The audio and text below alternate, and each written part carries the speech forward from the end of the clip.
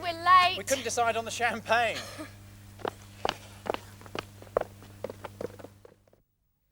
So, Sasha, what is the secret occasion? Why, it's our anniversary, darlings. Well, my second husband was a real horror. What did he do for a living? Well, you know, Trevor, to this day I still don't know. Whatever it was, it paid well, darling. A toast to Jeremy and Sasha. What do you mean you're leaving me? I'm bored. So, who is she? There's no one else. What am I going to do for money? Maybe you could marry Tony. He's poor. Oh, but he's famous. It's only a matter of time before he makes some money out of it. What about Carter? He's loaded. But look at his connections. At least I'm leaving you instead of hiring a hitman to dispose of you. This simply will not do. We can't split up if there's no one else involved. What will the papers say? We can't let this end without a scandal. I have an affair with your husband. And so will I. You'll get lots of sympathy. But we can't be too scandalous. I agree. Fiona, you have the affair with Jeremy. I agree. But there's still the question of money. I shall write a book. What about? About your affair and my years as a dear, faithful wife.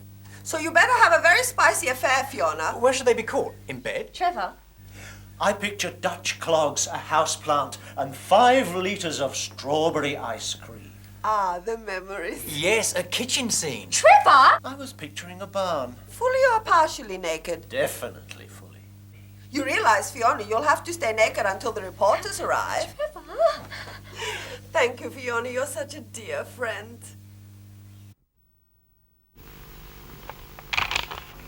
So when will the article be published? Well, I still have to find some more people in your predicament, but after a few more interviews, I'd say next month. Maddie, if this gets too painful, I'll turn off the tape. I'll be fine. Okay, let's begin. Where did your husband meet this temptress? At the zoo. Ralph and I were there watching the chimpanzees, and then we went to the lion's pit. And I noticed the lioness making eyes at Ralph. And I noticed Ralph looking back quite intensely. Well, you're obviously suspicious.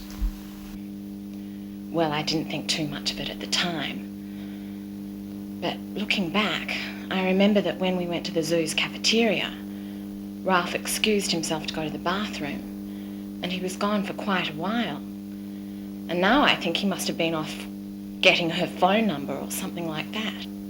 How did you cope? Drugs? Alcohol? Animals Anonymous? Tranquilizers.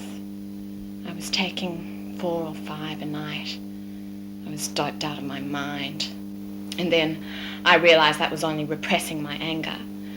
So I started working with a furrier who dealt exclusively with the cat family.